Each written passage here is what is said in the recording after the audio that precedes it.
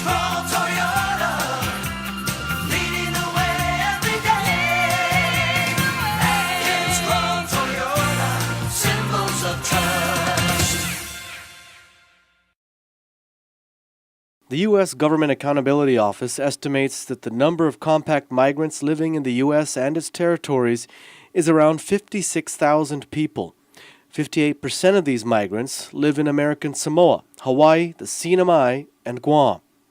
The GAO reports that for fiscal years 2004 through 2010, Hawaii, Guam, and the Sinai have reported more than $1 billion in costs associated with providing government services to compact migrants.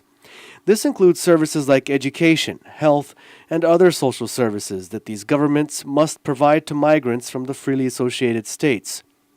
Meanwhile, the total compact impact grants to these areas over that same period was only $210 million.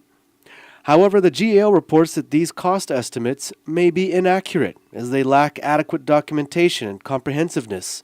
For example, some jurisdictions did not accurately define compact migrants. Some did not account for federal funding that has supplemented their local expenditures. And some did not include the revenues received from compact migrants.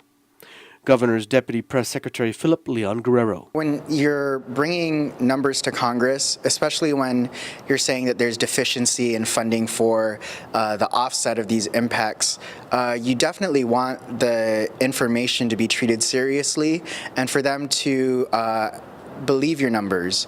And so with the GAO report saying that certain reporting requirements may not be followed and there isn't necessarily uniformity across the board when it comes to these affected jurisdictions like Guam and Hawaii and the Sinai, we recognize that the process can be made better. However, Leon Guerrero says that this is where the Department of the Interior really needs to step in. He says Guam has religiously followed the reporting requirements set forth by the Department of the Interior, and any deficiencies or inaccuracies that may be present in their reports are probably due to deficiencies in the DOI's reporting guidelines. We do find it ironic that Guam, since 1994, has been using DOI's guidelines for its submission.